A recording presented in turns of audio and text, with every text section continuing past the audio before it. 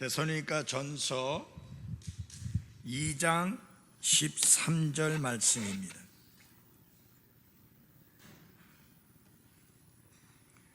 이런 까닭에 우리가 또한 하나님께 끊임없이 감사를 드림은 너희가 우리에게서 들은 하나님의 말씀을 받을 때에 그것을 사람들의 말로 받지 아니하고 하나님의 말씀으로 받았기 때문이니 진실로 그러하도다. 그 다음 내용 같이 읽겠습니다. 시작. 그 말씀이 또한 믿는 너희 안에서 효력 있게 일하느니라. 아멘. 하나님 아버지, 하나님의 영감으로 기록되어진 하나님의 말씀을 저희 손에 안겨주신 것 감사드립니다. 이 말씀의 진정한 가치를 우리 모두가 잘 깨닫고 철저히 인정하며 말씀을 읽을 때나 들을 때나 그 말씀을 나를 위한 말씀으로 받아들이게 하옵시며, 그리고 그 말씀을 내 생활 속에 잘 적용해서 우리의 인격과 삶이 주님이 기뻐하시고 원하시는 모습으로 변화되게 하옵소서. 예수님 이름으로 기도했습니다. 아멘. 앉아두시기 바랍니다.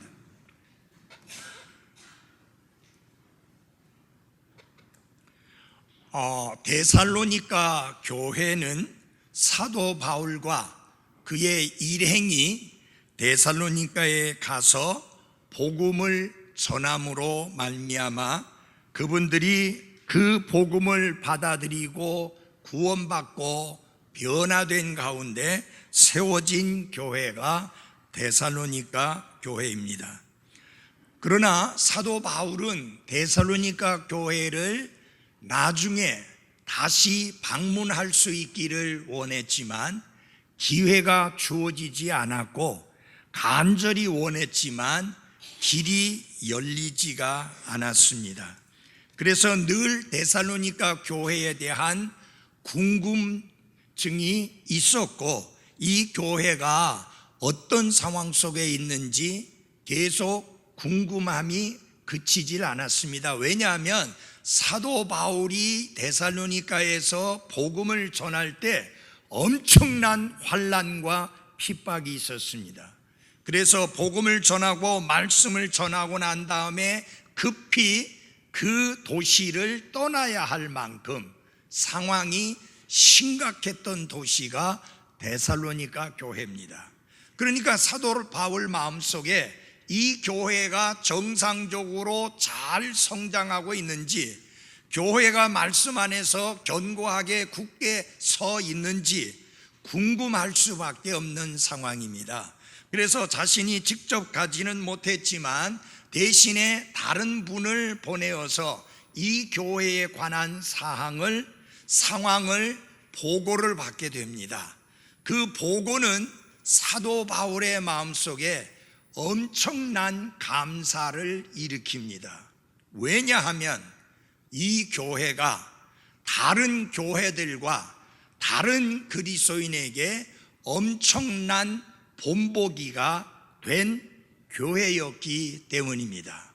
서울의 어떤 목사님은 지금은 목회 안 하시지만 그분이 목회하실 때에 그 교회 표를 무엇으로 하느냐, 데살로니가 교회처럼 세계에서 으뜸 가는 교회가 되자, 그렇게 표를 잡을 만큼 데살로니가 교회는 많은 목사님들의 마음속에 굉장한 도전을 주는 교회요, 감동을 주는 교회요, 축복을 끼치는 교회입니다.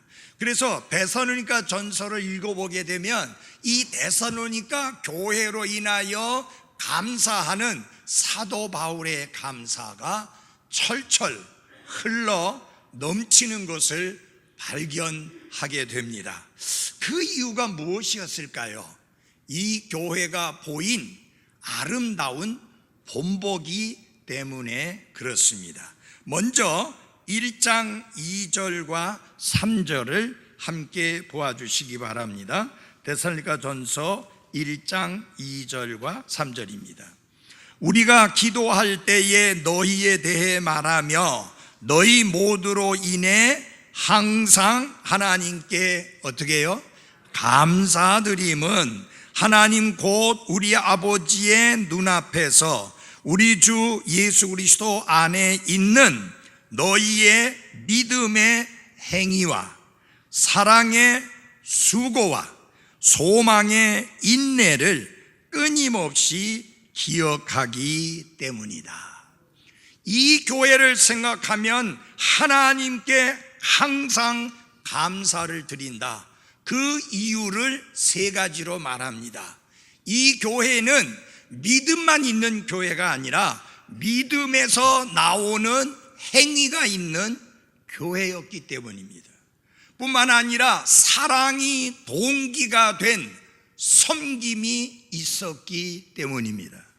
그 다음에는 그들이 가지고 있는 소망으로 인해서 인내하며 소망이 현실로 이루어지기를 기다리는 소망의 인내를 가지고 있는 교회였기 때문입니다. 구원받은 자의 확실한 증거가 무엇이냐 하는 것이 본문에 나와 있는데, 첫째는 믿음에서 나오는 행위가 있는 것입니다. 사랑이 동기가 된 수고, 섬김이 있는 것입니다. 그리고 소망으로 인한 인내가 바로 구원받은 사람의 확실한 세 가지 증거입니다. 믿음, 사랑, 소망, 이것이 구원받은 그리스도인의 세 가지 큰 증거입니다. 여러분에게 묻습니다. 여러분은 진정 구원받은 그리스도인이 맞습니까? 그렇다면 여러분 스스로를 한번 돌아보십시오.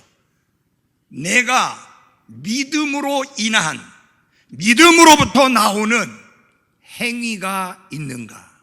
변화된 행위, 변화된 삶의 행위가 있는가? 그 다음에 정말 형제와 자매를 사랑할 뿐만 아니라 하나님과 예수 그리스도와 말씀을 사랑함으로 인한 사랑이 동기가 된 섬김 있는가? 그 다음에 마지막으로는 정말 소망으로 인하여 인내가 있는가? 소망이 뭡니까? 예수 그리스도께서 영광 가운데 다시 돌아오는 그것입니다. 이 복된 소망을 기다림으로 인하여 내 삶에 시련도 있고 아픔도 있고 어려움도 있고 문제도 있고 걱정도 있고 염려도 있지만 이 소망으로 인하여 인내하는 삶을 살고 있는가 하는 것입니다. 이 데살로니가 교회 성도들은 믿음의 행위가 있었다고 하는데 어떤 행위가 있었는지를 한번 보시기 바랍니다. 1장 9절입니다. 1장 9절. 그들이 직접 우리에 관하여 보여주되 우리가 어떤 식으로 너희에게 들어갔는지, 그 다음에 보면은 또 너희가 어떻게 우상들을 어떻게 해요? 버리고 그 다음에 하나님께로 돌아와 살아계시고 참되신 하나님을 섬기며 했는데, 중요한 건 그것입니다. 우상들은 버렸고 하나님께로는 확실하게 돌아왔습니다. 이것이 믿음의 행위입니다.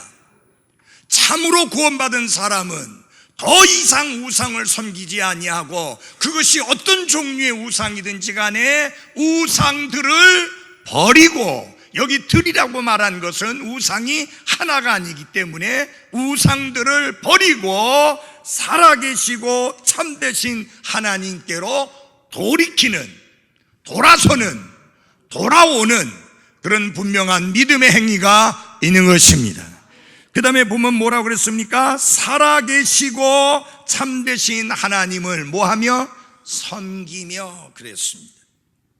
그래서 이게 뭐예요? 사랑의 수고입니다. 구원받고 나면 하나님을 사랑합니다. 말씀을 사랑합니다. 교회를 사랑합니다. 형제 자매들을 사랑합니다. 그 사랑이 무엇을 낳게 되는가? 수고, 섬김을 낳게 됩니다. 하나님께로 돌아왔을 뿐만 아니라 그 살아계시고 참되신 하나님을 섬기는 변화가 일어나는 겁니다. 세 번째로 그들의 소망의 인내에 대하여서 10절에 말씀합니다. 그분께서 죽은 자들로부터 살리신 그분의 아들께서 하늘로부터 오실 것을 뭐예요? 기다린다. 그것을 보여준다. 그들의 삶의 모습이 예수 그리스도 곧 나의 죄들을 대신하시고 죽으시고 다시 살아나신 그분이 영광 가운데 다시 오시는 것을 기다리고 있다는 것을 보여준다. 생활을 통해서. 이 교회는 구원받은 그리스도인의 모습을 확실하게 그 삶의 증거로 보여준 아름다운 교회였기 때문에 이 교회에 대하여 말할 때마다 항상 하나님께 감사를 드렸다. 이것은 교회 안에서 드러내 보인 아름다운 간증이요 변화입니다. 그런데 이 교회는 교회 안에서만 드러내 보인 간증과 변화가 있었던 것이 아니라 교회를 벗어나서 다른 곳에까지, 다른 지역에까지 그들에게 일어난 놀라운 변화와 그 변화로 인한 아름다운 섬김과 그리고 어느 누가 보더라도 본보기가 될 만한 뛰어난 본보기를 보인 교회이기 때문에 사도 바울의 마음속에는 이 교회를 기억할 때마다, 이 교회를 말하게 될 때마다 항상 하나님께 뭐하게 된다? 감사하게 된다.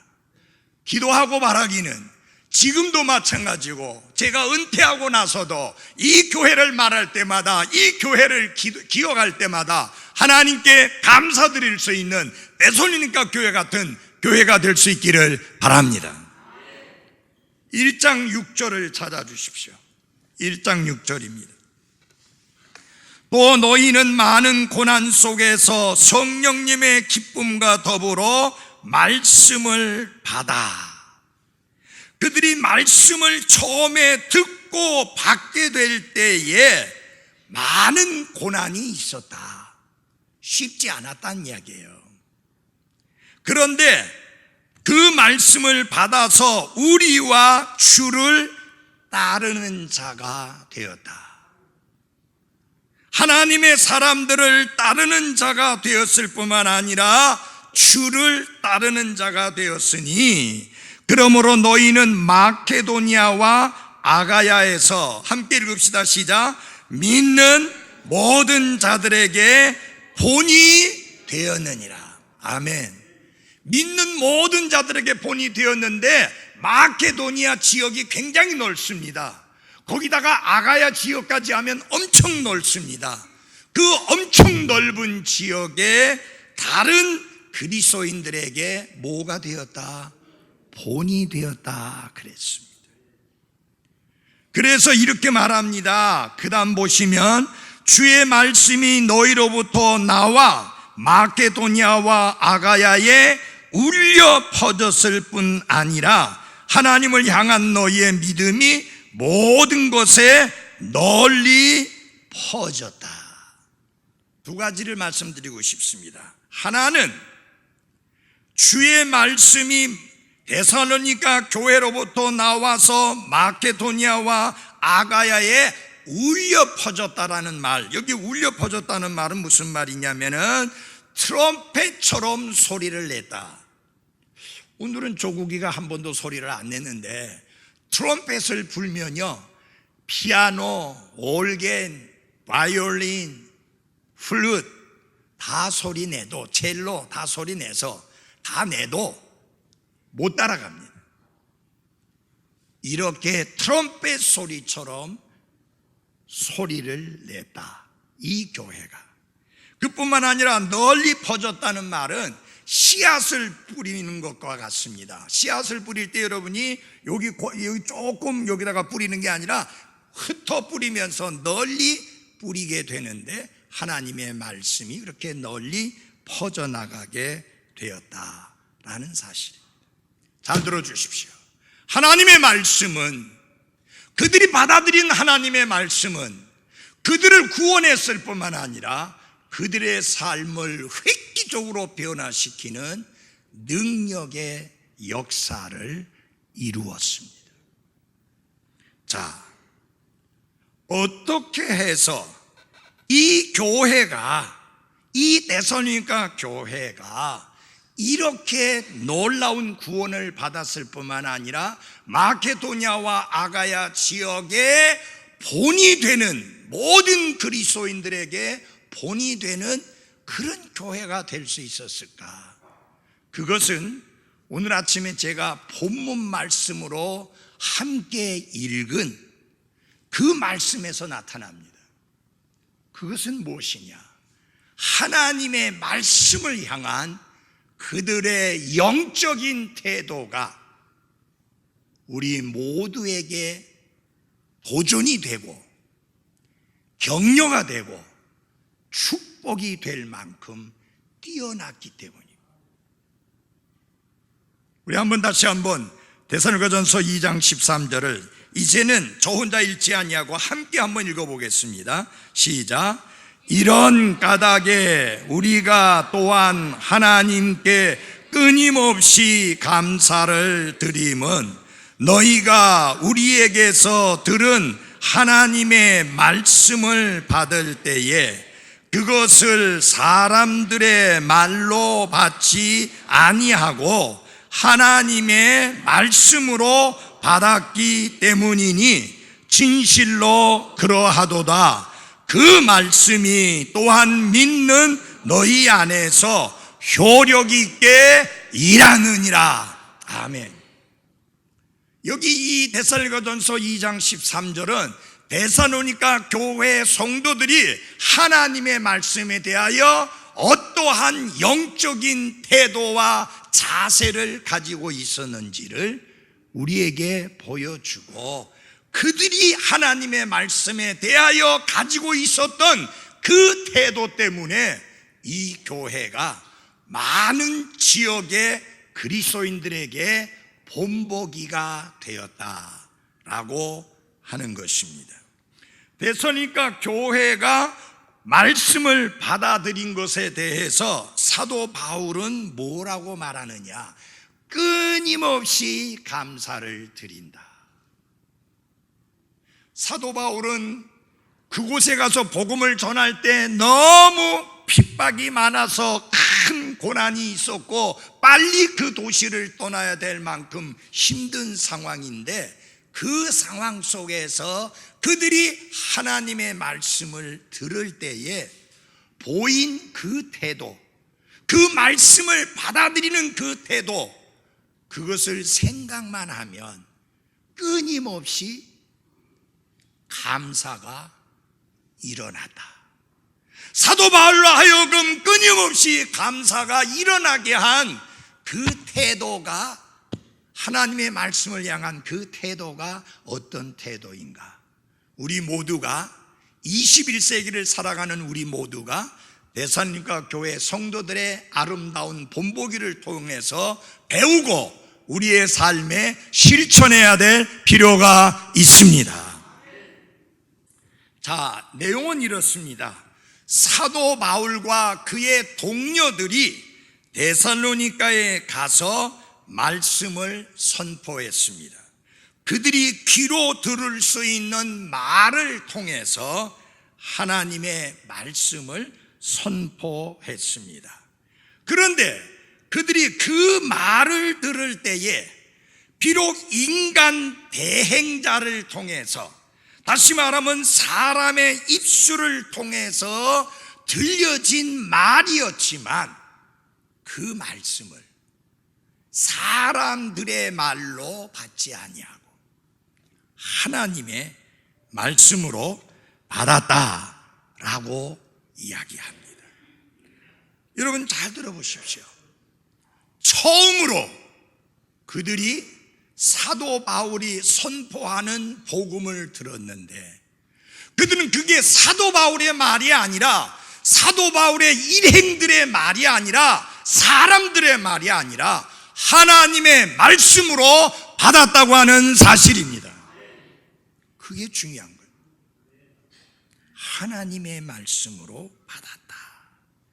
자, 여기에서 여러분과 제가 배워야 될 중요한 내용이 있습니다.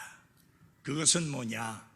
우리가 데살로니가 교회 성도들의 본을 따르려면 첫째로 말씀을 대하여 어떤 자세를 가지고 있어야 되느냐? 하나님의 말씀의 가치를 인정하는, 하나님의 말씀의 가치를 높이는 그런 태도와 그런 자세를 가지고 있어야 합니다. 데살로니가 교회 성도들은 하나님의 말씀의 가치를 높이 평가했고, 그리고 철저하게 인정했습니다. 여러분 주위에서 들어주십시오.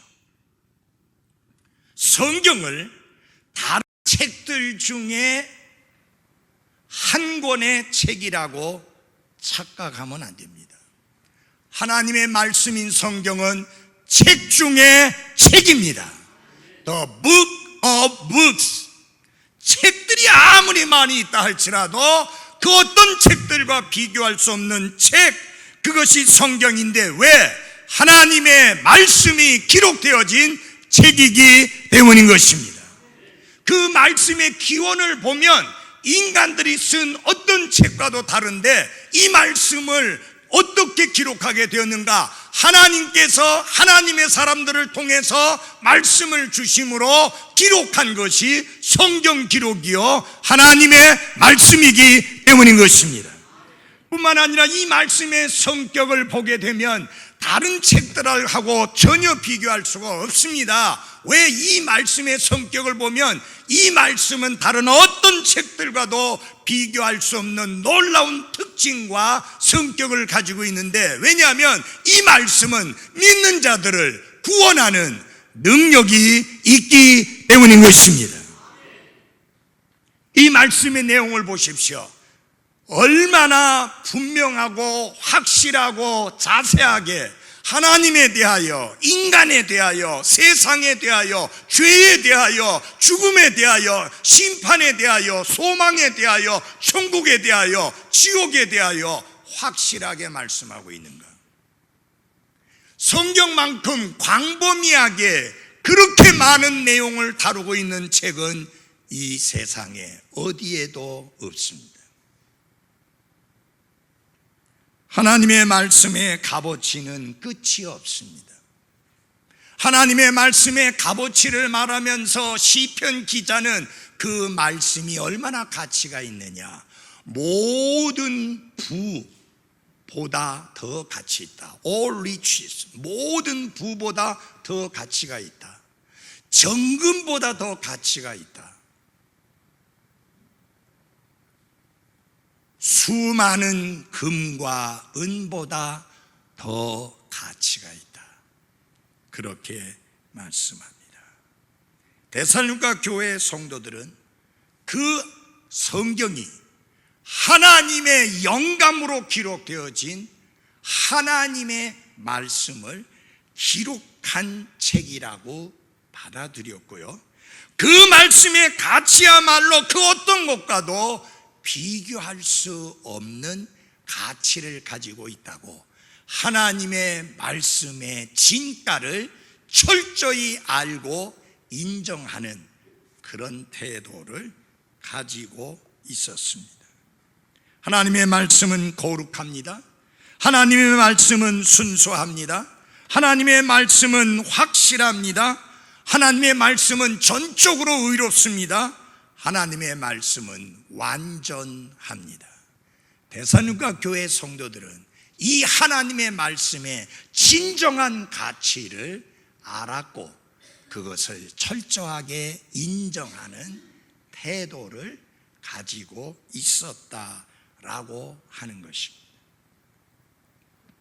그래서 그리스도인이 성경을 어떻게 대하느냐에 따라서 그 사람이 삶 속에서, 그 그리스도인의 삶 속에서 예수 그리스도를 어떻게 여기고 있느냐 하는 것을 결정하게 됩니다.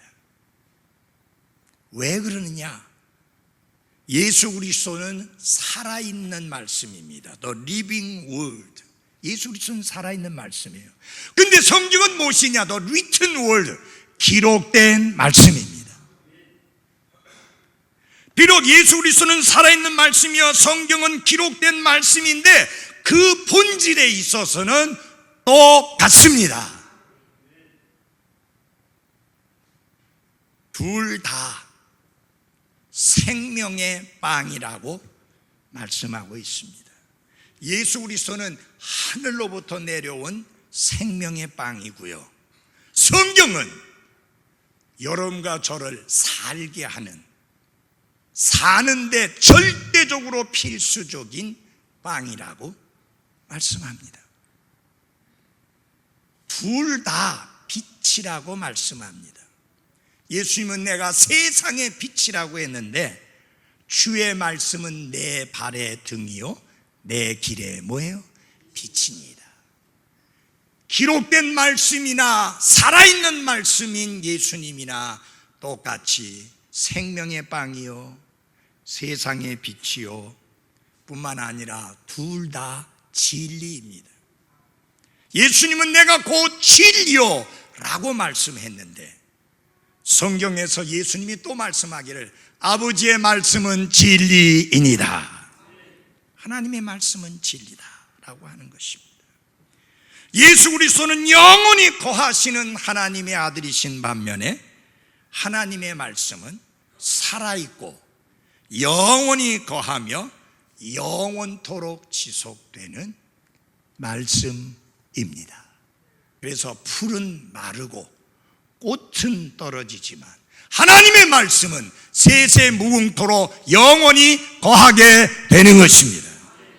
똑같은 거예요. 예수님이나 말씀이나. 대사님과 교회 성도들은 이 하나님의 말씀의 진정한 가치를 알았고 그것을 철저하게 인정했으며 그래서 하나님의 말씀을 대하는 태도에서 그 사실을 확실하게 보여주었습니다. 사랑하는 그리스도인 여러분, 하나님의 말씀의 진정한 가치를 알고 인정하는 태도를 가지고 살아가시기를 바랍니다. 근데 이게 삶을 통해서 표현이 돼야 돼요. 하나님의 말씀을 귀하게 여기는, 소중하게 여기는 그 가치를 인정하는 그런 삶의 태도가 무엇이냐? 첫째, 하나님의 말씀을 꼭 필요한 음식보다 더 귀히 여기는 태도를 보여야 하는 것입니다. 욥은 이렇게 고백했습니다. 내가 그분의 입술의 명령에서 돌이키지 아니하고 내게 필요한 음식보다 그분의 입의 말씀들을 더 귀히 여겼도다. 그랬습니다. More than my necessary food. 여러분, 사람이 살아가는 데 있어서 음식보다 더 귀하고 소중한 게 어디 있습니까? 그런데 그 음식은 우리의 육신의 건강을 위한 것이고 하나님의 말씀은 나의 영적인 건강을 위해서 꼭 필요한 말씀인 것입니다. 정말 우리 마음속에 하나님의 말씀을 음식보다 더 귀히 여기는 그런 마음, 그런 태도, 그런 자세가 있어야 하는 것입니다. 하나님의 말씀은요, 우리가 사는 데 있어서 절대적으로 필요한 빵, 음식이고요, 뿐만 아니라 이 하나님의 말씀은 우리의 삶을 달짝지근하게 해주는 꿀과 같은 말씀입니다. 저는 커피를 좋아하지는 않습니다. 그런데 커피를 마시기 시작하니까, 전에는 삼박자 커피만 마셨어요. 그냥 달짝지근하게. 근데 지금은 그거 마시려니까 막 몇씩 하고 막 영 비려가지고 못 먹겠어요. 그래서 이제 원두 커피를 마시는데, 원두 커피를 마시는데 아직은 세련되지 않아갖고 반드시 옆에 있어야 되는 게 있어요. 뭐예요? 달짝지근한 쿠키, 과자가 있어야 돼요. 아, 이 과자를 누가 만들었는지 참 잘했다. 여러분과 제가 인생을 살아가는 데 있어서 하나님의 말씀은 내 영적인 건강과 내 삶을 위하여 절대적으로 필요한 음식과 같은 말씀일 뿐만 아니라, 인생을 살면서 좀 달짝지근한 것도 먹어야 되는데, 하나님의 말씀이 달짝지근한 디저트와 같은, 과자와 같은, 그렇게 나를 즐겁게 해주는 말씀입니다. 여러분, 하나님의 말씀은, 어떤 말씀은 우리에게 굉장한 부담으로 다가오는 말씀인데요, 어떤 말씀은 꿀처럼 달짝지근한 말씀이라서 우리의 기분을 즐겁게 해주는 말씀이 됩니다. 때로는 그 하나님의 말씀은 쓰디 쓴 약과 같은, 근데 몸에 쓴 것이 몸에는 달다 그렇잖아요. 여러분, 한약 굉장히 쓰잖아요. 근데 그 한약 먹고 저는 머리가 그렇게 아파서 고통당하다가 해결됐잖아요. 쓰지만 내 몸에는 달다. 여러분, 때로는 하나님의 말씀이 여러분이 읽고 그 말씀을 묵상하면 엄청난 부담으로 다가올 수 있고, 내 마음을 찌르고 쪼개고 후벼파는 것 같은데, 그 말씀 앞에 아멘으로 화답하고 나면 나중에 그 말씀 때문에 웃을 수 있고, 기뻐할 수 있고, 노래할 수 있고, 찬양할 수 있고, 즐거워할 수 있는 달짝지근한 맛을 맛보게 되는 것입니다. 하나님 말씀. 그다음에 여러분, 하나님의 말씀을 그 어떤 재물보다 더 귀히 여기는 그런 자세가, 태도가 필요합니다. 시편 기자는 이렇게 말씀합니다. 모든 재물보다 all riches, 천천의 금은보다 thousands of gold and silver, 그리고 정금보다 fine gold, 그리고 많은 노량물, 즉 전리품보다 great spoil, 더 귀하다고, more precious, 더 귀하다고 말합니다. 근데 여러분, 이거 가만히 보면요, 하나도 싼 게 없어요. 하나도 하찮은 게 없어요. 재물 좋아하잖아요, 다. 혹시 여러분 중에 재물 안 좋아하시는 분 있으면 저한테 가져오십시오. 저 재물 좋아합니다. 재물이 있으면요, 할 일이 많아요. 목사님, 뭐가 할 일이 많아요? 선교. 제가 재물을 좋아하는 이유는 하나예요. 선교를 위해서요. 천천의 금은보다 더 귀하고, 정금보다 더 귀하고, 많은 전리품을 얻은 것보다 더 귀하다. 하나님의 말씀을 그 무엇보다도 귀하게 여기는 그런 태도, 그런 자세가 데살로니가 교회 성도들에게 있었고, 21세기를 살아가는 여러분과 저에게 있어야 될 태도인 것입니다. 그게 하나님의 말씀의 진가를 인정하는 실제적이고 구체적인 행동이요 태도다라고 하는 것입니다. 두 번째로, 데살로니가 교회가 보였던 아름다운 하나님의 말씀을 향한 태도는 무엇이냐? 그들은 그 말씀을 잘 받아들여서 자기 것으로 삼았습니다. 이게 중요한 거예요. 여러분, 들은 바 말씀, 읽는 바 말씀, 공부하는 바 말씀, 이 모든 말씀은 잘 받아들여서 내 것이 되게 해야 합니다. 그게 중요한 거예요. 너무나 많은 사람들이 그 말씀을 내 것으로 받아들이고 내 것으로 삼지 않으니까 변화가 안 일어나요. 오래전에 저희가 주일학교에서 여름 성경을 학교할 때, 그때 그 여름 성경 학교의 주제가 무엇이었느냐? God's word for me 라고 하는, 나를 위한 하나님의 말씀. 여러분, 모든 하나님의 말씀은 나를 위한 말씀으로 받아들여져야 합니다. 이 하나님의 말씀이 나를 위한 말씀으로 받아들이려면 귀로만 받아들이면 안 되고 무엇으로 받아들여야 돼요? 마음으로 받아들여야 합니다. 마음으로 받아들여야 됩니다. 여기 데살로니가전서 2장을 찾으십시오. 2장 13절. 2장 13절 주의 있게 잘 보십시오. 이런 까닭에 우리가 또한 하나님께 끊임없이 감사를 드리면 너희가 우리에게서 들은 하나님의 말씀을 뭐 할 때? 받을 때. 거기 받을 때라는 말 나옵니다. 그 다음에 그것을 사람들의 말로 받지 아니하고 하나님의 말씀으로 어떻게? 받았기 때문이다. 이 영어나 한글은 받았다 똑같은 단어가 사용되어지고 있습니다. 영어로도 마찬가지입니다. received 그렇게 말했어요.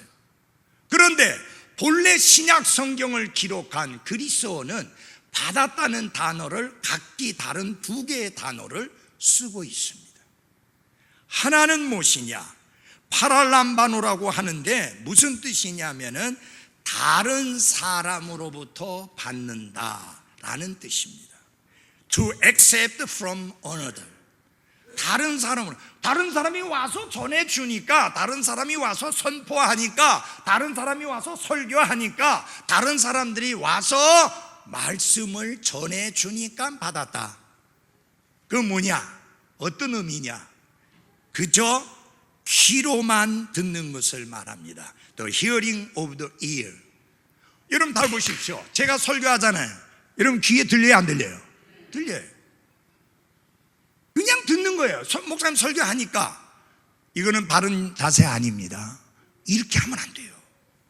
처음에 받았다는 말은 그 말이에요. 사도 바울이 와서 말씀을 전하니까 귀로 들리니까 그냥 들었다 그 말이에요. 근데 두 번째 받는다는 말은 데코마이라고 하는 그리스어를 쓰는데 그 말의 의미는 무엇이냐? To welcome, 환영한다, 환대한다, 그런 뜻입니다. 여러분들이 하나님 말씀 받을 때 어떤 태도로 들어야 되는가요? 그저 귀로만 듣는 것이 아니라 The hearing of the heart, 마음으로 하나님의 말씀을 들어야 하는 것입니다. 환대하며 환영하며 그 말씀을 들어야 합니다. 그 말씀이 효력 있게 일해서 변화를 낳게 되는 것입니다. 그래서 데살로니가 교회 성도들이 어떤 면에서 좋은 본보기가 되느냐? 하나님의 말씀을 받을 때에 환대하며 받았다, 환영하며 받았다 라고 하는 것입니다. 하나님의 말씀을 집중해서 들었을 뿐만 아니라 그 속사람이 그 하나님의 말씀을 받아들임으로 인해서 그 말씀이 자신의 삶의 일부가 되게 했다라고 하는 것입니다. 이 잘못 듣는 것에 대해서 예수님이 엄중한 경고를 하신 말씀이 성경에 여러 차례 나옵니다. 한 번은 예수님께서 이렇게 말씀했습니다. 들을 귀 있는 자는 들을지니라. 여러분, 들을 귀 없는 사람이 있어요? 다 있잖아요. 그 말이 무슨 말입니까?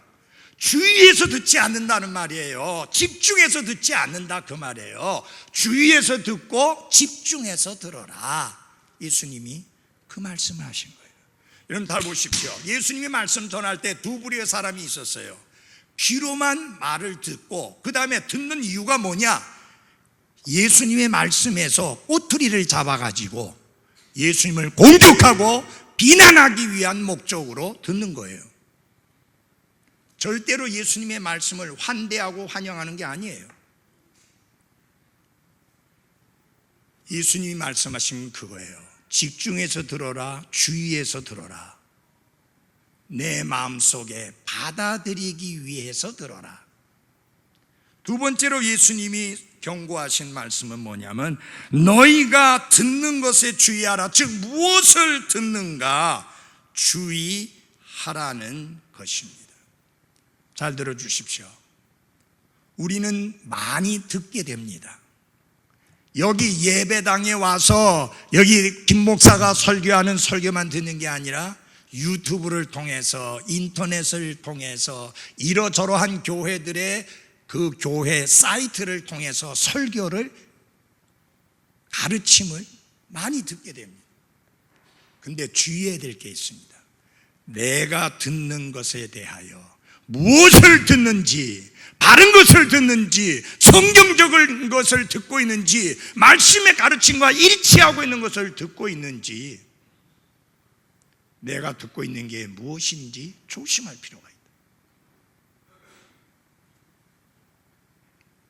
세 번째로, 듣는 자세를 말하는 건데 어떻게 듣는지 주의하라. Take heed therefore how ye hear. 너무나 많은 사람들이 주의를 기울이지 아니하고 말씀을 듣고 있습니다. 그 말씀의 가르침에 귀를 기울이는데 전념을 하지 않습니다.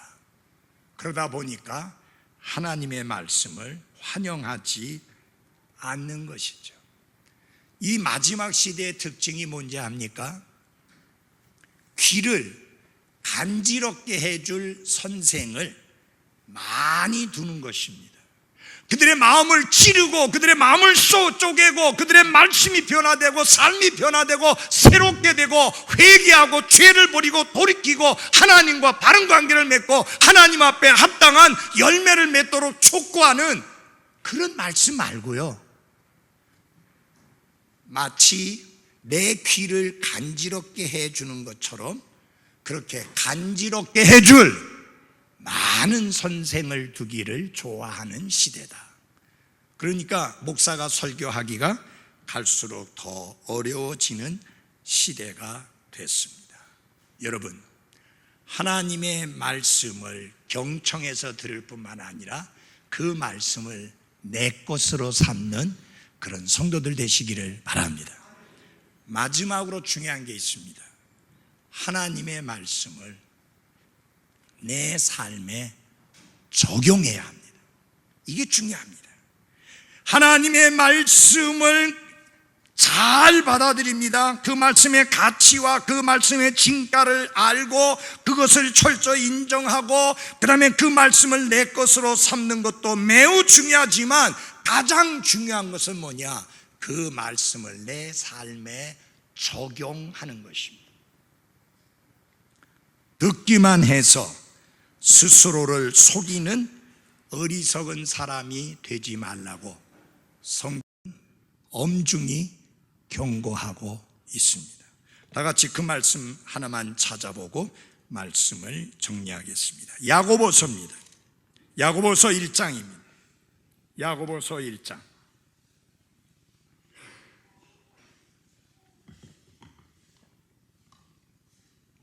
야고보서 1장. 야고보서 1장 21절을 제가 읽어드리고 그 다음에 22절을 같이 읽도록 하겠습니다. 그러므로 모든 더러움과 넘치는 악을 내버리고 접붙여진 말씀, 곧 능히 나의 혼을 구원할 수 있는 말씀을 함께 한번 하겠습니다. 시작. 온유함으로 받으라. 온유함으로 말씀을 받으라. 그 다음 내용이 중요합니다. 22절 같이 읽겠습니다. 시작. 오직 너희는 말씀을 행하는 자가 되고 듣기만 하여 너희 자신을 속이는 자가 되지 말라. 행하는 자가 되라는 말은 들은 바 말씀을 온유함으로 받은 바 그 말씀을 뭐하라? 적용하라는 것입니다.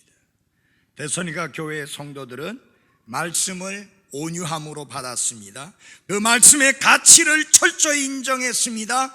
나를 위한 말씀으로 받아들였습니다. 그 다음에는 그 말씀에 순종을 해서 그 말씀에 대한 적용을 보여주었습니다. 오늘 이 아침에 여러분 세 가지를 기억하십시오. 말씀의 진가를 인정하라. 말씀을 내 것으로 삼아라. 그리고 그 말씀을 나의 삶에, 내 머리에, 내 마음에, 내 손과 발에, 내 행동과 내 삶에 적용을 하라. 그러면 여러분, 그 말씀이 어떻게 하는가? 효력 있게 일하게 되는 것입니다. 생산적으로, 효과적으로, 효율적으로 그 말씀이 내 안에서 일하게 되는 것입니다. 사랑하는 여러분, 이 말씀은 능력이 있습니다. 살아 있습니다. 능력이 충만합니다. 그런데 이 말씀이 내 속에서 effectively works, 효과적으로 일하도록 하려면 이 말씀을 내 것으로 삼고 내 삶에 적용해야 합니다. 어떨 때는 내 머리에 적용해야 될 때가 있습니다. 염려를 너무 많이 하잖아요, 생각 속에서. 맞아요? 그러니까 염려하지 말라는 말씀을 내 생각 속에 적용해야 됩니다. 왜? 염려는 백해무익하다. 공중에 나는 새 봐라. 들에 있는 들백합을 봐라. 그것들이 걱정하느냐? 그것들이 염려하느냐? 그런데도 하나님이 기르시고 먹이시지 않느냐? 너희들은 이 모든 것보다 훨씬 더 귀하지 않냐? 그러니 염려하지 마라. 내 생각을 바꿔야 돼요. 아무것도 염려하지 말고 오직 모든 일에서 기도와 간구로 너희의 요청할 것을 감사함으로 하나님께 알리라. 요 생각에다가 말씀을 적용해야 돼요. 내 마음이 불안하게 될 때가 있지 않습니까? 이런저런 이유들로 인하여 불안해질 수 있을 때 이 말씀을 적용해야 됩니다. 너희는 마음에 근심하지 말라. 하나님을 믿으니 또 나를 믿으라. 내가 하나님을 믿지 않냐고, 하나님을 신뢰하지 않냐고, 예수님을 신뢰하지 않으니까 내 마음이 이렇게 불안하고 내 마음이 이렇게 안정이 안 되는구나. 그래서 그 말씀을 내 마음에 적용해야 됩니다. 그 다음에 손과 발에 적용하셔야 합니다. 행하는 자가 되어야 합니다. 섬김을 들었으면 섬기는 행동이 나와야 합니다. 인내에 관한 말씀을 들었으면 인내하는 모습이 나와야 합니다. 믿음에 관한 말씀을 들었으면 믿음을 행사하는 것이 나와야 합니다. 그게 말씀을 적용하는 것입니다. 기도하겠습니다.